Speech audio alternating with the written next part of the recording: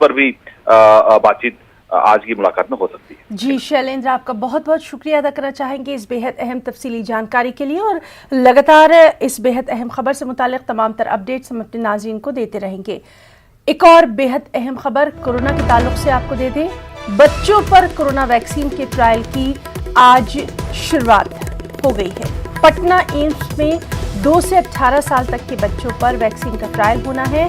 पहले मरहले में 80 बच्चों पर वैक्सीन का ट्रायल होगा और ट्रायल से पहले इन बच्चों का RT-PCR और एंटीबॉडी टेस्ट होगा। लगातार हम देख रहे हैं कि तीसरी लहर की बात की जा रही है कोरोना की, और इसमें सबसे ज़्यादा बच्चों के मुतासिर होने का खदशा भी लगातार जो माहिरीन हैं, एक्सपर्ट्स हैं, उनकी जानिब से जाहिर किया जाता रहा है। इसी को देखते हुए अभी से जंगी पैमाने पर कि अपने मुस्तकबिल को हम कैसे बचाएंगे, इसकी जानिब काम शुरू हो चुका है। और बेहद अहम कि बच्चों पर कोरोना वैक्सीन के ट्रायल की आज से शुरुआत हो जाएगी। सीधे रुख करेंगे हमारे साथी रंजीता झा का। रंजीता, बेहद अहम माना जा रहा है और ख़ासतौर से पटना एम्स में इसकी शुरुआत हो रही है, तफसीलात चाहेंगे। हिना, देखिए, बच्चों पर वैक्सीन को लेकर लगातार कोशिश की जा रही है, क्योंकि जो तीसरे वेव की बात कही जा रही है उसमें सबसे ज्यादा संक्रमित जो है वो बच्चों पर संक्रमण होगा, क्योंकि जो बड़ी आबादी है, खासकर वयस्क और बुजुर्गों की आबादी है, उनको वैक्सीनेट पहले ही कर दिया जाएगा।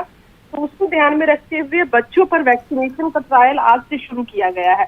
पटना एम्स से ये शुरुआत हुई है।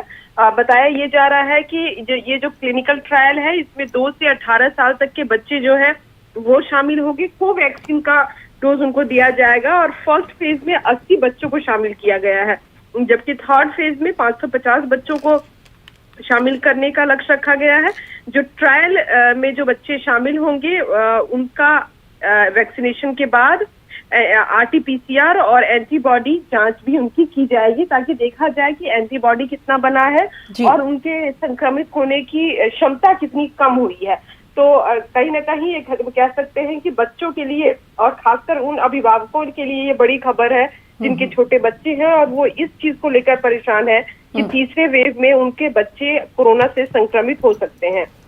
जी रंजीता, तो बहुत बहुत शुक्रिया आपका अदा करना चाहेंगे। और बेहद अहम इसीलिए इसको माना जा रहा है कि बच्चों की जानिब से फिक्रमंद सभी